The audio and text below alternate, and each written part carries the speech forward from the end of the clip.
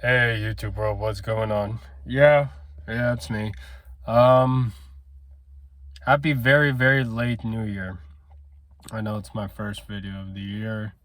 Um, yeah, I've I don't know. It's just when how I got into 2023, it was just very, you know, below the radar, just there, and it just creeped up on you. Nothing really, major things like that, and excuse me, I'm just been getting over a cold. I've been running today and stuff after a few days being off, but I don't know. It just I guess the best way I could put it though is yeah, just sometimes you just don't care on stuff. But I will make this video talk about a few things. Well, first and foremost, Falcons bad season. Just really nothing else to explain other than just gotta see what else has to work though. Obviously what we thought was going to work this season, no. It's also still some of the same mistakes though.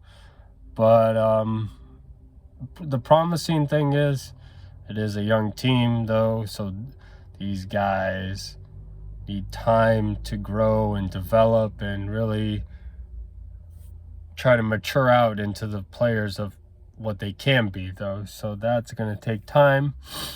But sometimes, some of us Falcons fans, we can be a little bit impatient though, and want our team to do good. When we think, when we play a few good games and then there's like promising light during the middle of the season, where we're like, holy crap, are we like in first place in the division? And then we just go from first to last though, and just kind of everything just collapses right under us. So we're just like, oh great, there he goes again. The theme of our hopes go up and we finally get it, and then it just comes crashing down. So with that being said, 2023, what do I want to see? I want to see these old mistakes change, fix them though, and see how these new guys really develop and play out. All right. Well, other thing though, when I think one of my last videos about the World Cup, Argentina winning.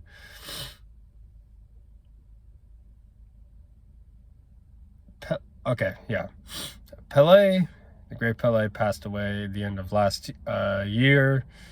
He pretty much, like how Michael Jordan impacted basketball in the 90s, Pelé, that's how it was with soccer.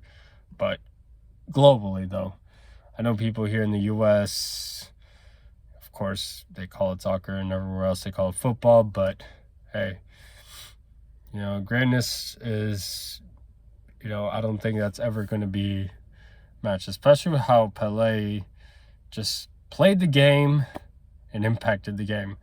All the guys you see now or before, from the 2000s, the 90s, and in the 80s, all the tricks that they've done and how they control and handle the ball, Pelé all did that first. Back in the 50s, 60s, and 70s. So Pelé did it. What we see now is awesome. Pelé already did that. He was the first to do that. Now, it doesn't mean that, if you want to take someone like Leo Messi, get him a time machine, put him back to the 1970s, let's say the Argentinian team that won this past year's World Cup, have them play the 1970 Brazilian team, who would win? I'm probably going to say Brazil, but and again, though, it's just hard to tell, though. If the players today knew how they played then, were more aware of that, or if players then see how it's played today, it's just at times this is the hard thing about comparing eras, though. When I want to compare like really great players, I not only just like look at how they play the game, but then, you know, how they impacted the game after they retire, and, you know, outside of the game, though, how it is in the world when it comes to pop culture, to politics, and just overall society. You know, Pelé really stampeded soccer, you know. And of course, you know, like with Jordan, with basketball, football. Football is still a little bit tricky, though, because it's like Tom Brady just retired, if he is retired for good. But, I mean, some people are going to just say, well, his Super Bowl wins are very questionable. Yeah, he has the stats, but how would he fare out back in the 80s and 70s, though? I mean, because, I mean, you look at the quarterbacks back then, though. I mean, can you imagine the fact how Terry Bradshaw is still functioning as a human? I mean, not to sound rude or anything, but man, the beatings that he took. Can you imagine if quarterbacks today were taking those beatings that he took? Or not only would take Terry Bradshaw, but, you know, just think of other great quarterbacks. You know, Joe Namath, Johnny Unitas, John Elway, Dan Marino, Joe Montana, Steve Young even, you know. He had multiple concussions out of career, though. Brett Favre, at least early in his career, you know, the beatings that they take. And they kept playing through these injuries, though, and when they're not always 100%. How would they have fared if you took them in their prime with today's rules and what they know now about nutrition, training, and CTE, you know, and just the overall neuroscience with the brain? And yeah, it's wild, right? So, but at the end of it all, when I'm just talking about sports and just games in general, this is probably the main important thing, is at the end of the day, it's just a game. So whether your team loses, wins, or nothing, just be mindful and look at the fact that you're here, and whether you're on the losing end of the game or something, just be like, hey, you know, I was still here to witness it and stuff like that. Yeah, things didn't go my way, but oh well. I'm still here, I'm still living, I'm still alive. Yes, I am referring to the last Monday night game when it was Bills and Bengals, and the Bills safety Damar Hamlin fell, and, you know, he suffered cardiac arrest and he collapsed on the field. And thank God he survived. Thank you to the medical staff and, you know, the doctors, nurses working around the hospital. And hey, if you want to be religious on that, you can say God was on his side too, though, because things could happen. Complications going to the hospital. Complications at hospital. Oh, he didn't make it. Things like that can happen. So yeah, you know, a big part of it was because, you know, the medical side, but also part of it is, hey, miracles happen too. I mean, yes, he is a young guy, professional athlete in his prime, an excellent health, so the likelihood of him surviving this cardiac episode is generally good, though. But again, it was a scary moment. Thought that, like, oh crap, you know, like, could we have just witnessed a guy basically die on the field and not come back? It seems like for that moment we almost did, but luckily we didn't, though. And it had to remind us, at least right in the beginning of this year, just it's not, yeah, you know, it is just a game, you know. And for those people that were, yeah, there are some people that wanted to complain to say, why did they postpone it? Why did they didn't play it? Or they should have rescheduled this and that. Well, you know what? let those people just yap away, though. Mother Nature, time, the course of events, that will all be handled to them in due time, and they'll learn. Just don't worry about that. So, the NFL, thank you. You guys did for once, you guys did a really good decision. It was an important decision, and you made the right one. People like me, we appreciate that. Okay, let's see. No, I didn't watch the Pro Bowl or how it's different this year with the skills challenge. The only thing I saw was a clip from Peyton Manning on his Instagram where his son was throwing to Payne's old teammate Pollard a pass, and of course Ray Lewis covering him. And I was about to say, man, Peyton's kid's got an arm. I don't know how old his son is, but hey man, Falcons could sure use an arm like that, though. Maybe 2032, 2035. I mean, I don't like whenever his son is of age when he finishes college, or how, or when he's like in his early 20s. I mean, hey, if Peyton's son wants to pursue the path that his dad, his uncle, and his grandfather took, hey, it's all he has to do is just be consistent with it and stick with it, and he's got the genes to get there, though. He's got the talent. It's just the consistency and the hard work just has to get as the other piece of the puzzle that has to get put in there. But I kind of liked it after how when the rules changed, like I guess like when whatever year it was when they switched the Pro Bowl before the Super Bowl, because it used to be Pro Bowl was after the Super Bowl, though. But I don't know, I guess over the years people seem to be really disinterested in that, and I don't know, maybe we shouldn't have a Pro Bowl, or should we have a Pro Bowl in the middle of the season? But the thing is, though, it's football, though. It's more physical, though. These guys could get hurt and this and that, but then again, though, during the Pro Bowl, they're not going at full speed. However, even if you're not going at full speed and you still want to try to tackle somebody or get someone down, if you angle your feet wrong or land the wrong way or this or that, yeah, you can still, the likelihood of injury still goes up, though. So I don't know what the Pro Bowl, what they're going to do with that, though. That is definitely above my pay grade on the question like that. NFL, what do you guys are going to do? All right. And then finally, Super Bowl. Super Bowl 57, yeah, in Arizona. It's going to be on Sunday, February 12th. And we have the Philadelphia Eagles and the Kansas City Chiefs.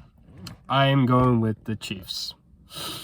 I personally think that Chiefs are going to win this, though. Now, people are going to say, well, the Eagles got a really good defense, though. And I'm like, well, they haven't faced an offense like the Chiefs, And don't forget, though, I'm not going to also count out how good the Chiefs' defense is, because if they're able to stop teams like the Buffalo Bills or the Cincinnati Bengals, I think they should have an okay time stopping the Philadelphia Eagles. Not to say that the Eagles aren't a threat. I mean, the offense, Jalen Hurts, though, he's a good quarterback, and he's one of the best, though.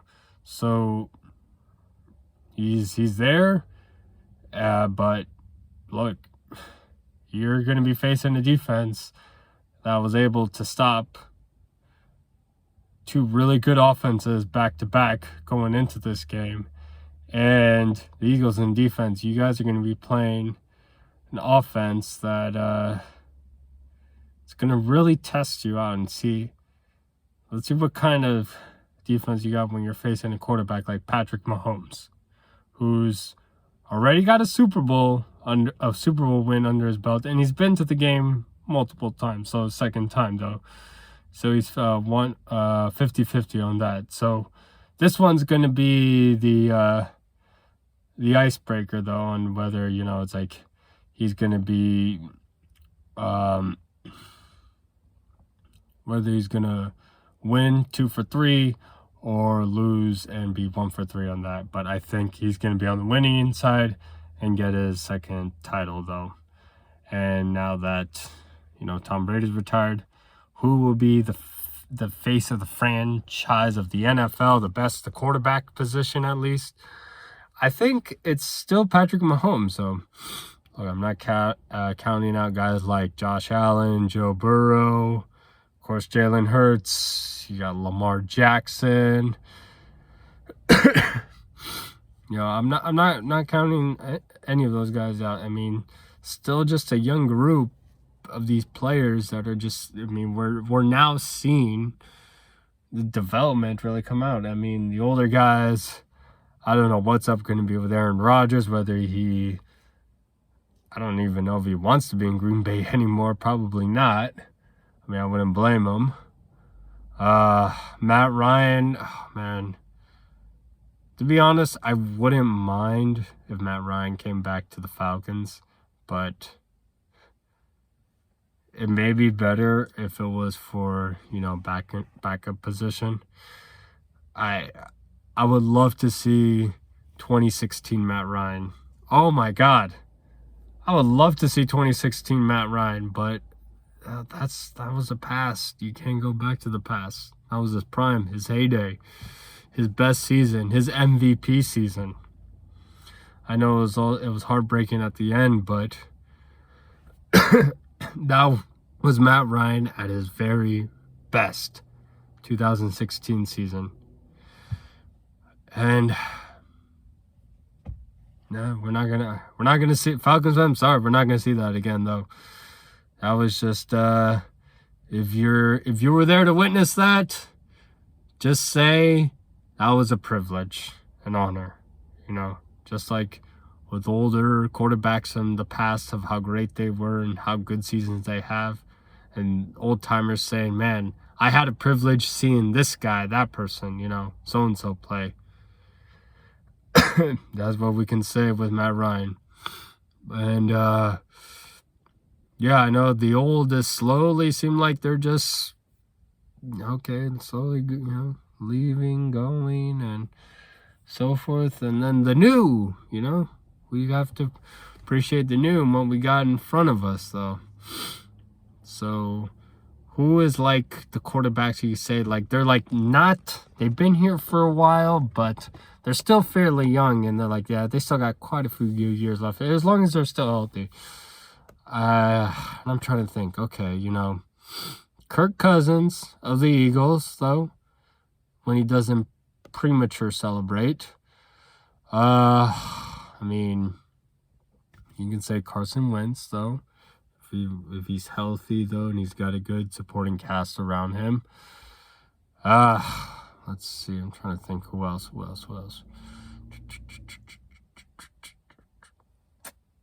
For some reason I'm thinking, and it's just nothing is coming to my brain right now. I mean, guys who have been 10 plus in the years, they're like quarterbacks are good, and man, why is I was about to say Ben Roethlisberger, but he's retired. Because everyone else seems to be young, or he hasn't been playing that long. Is Sam Bradford still playing? Because I know he's like my age, 35, but I don't know if he's still in the league or not. I know Tebow's retired. I'm thinking quarterbacks are like my age, though, that came out of the 2010 draft, that at least have a decade of experience on their belt. And Kirk Cousins, I think, is around my age too.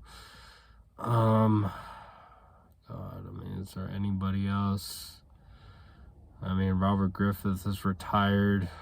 Shoot. Andrew Luck's retired.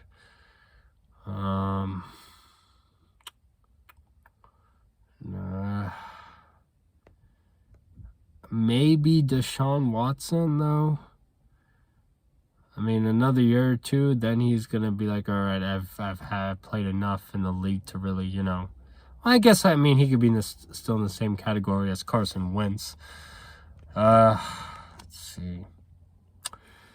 Who else am I?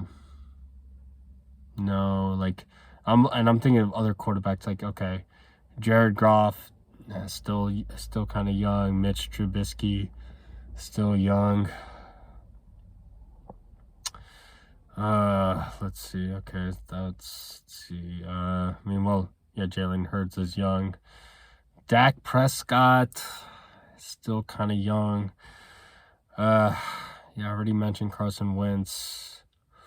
I mean, Daniel Jones, still young. Let's see. If I go to NFC West, I mean, Prudy, he's just a kid, you know. And then, well, okay, I mean, Jimmy G. I don't think Jimmy G is going to be in San Fran anymore. Hey, maybe Falcons can pick him up. Well, I'm not sure how that system would go but because we still got our new guy. Let's see. Now Baker Mayfield's still pretty young. Let's see. Yeah, like the other guys, I'm thinking like everyone's still young. Holy crap. You know, it's just like a certain amount of guys, and then there's like a gap. And then there's young guys, so yeah. Anyways, well, I was gonna say Matthew Stafford, yeah, but he got injured though, so it's at least he's got, and then he finally got a Super Bowl under his belt last year. He's around my age too. Yeah, man, that's oh wow. As I'm thinking about it, that might be the cream of the crop right there. I mean, that's it. Of the guys who've played enough to be like, okay, and then everybody else, they're still young guys and still got long to go. So, this new era of NFL.